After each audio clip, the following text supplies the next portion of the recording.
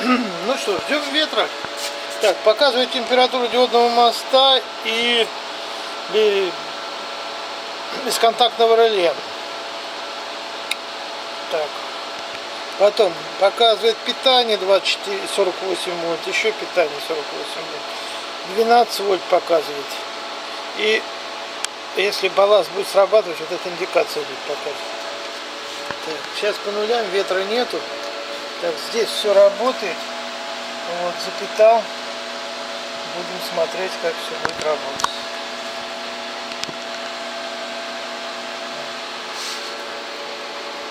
Все холодное. Все отлично работает. Вот такая вот штучка получилась.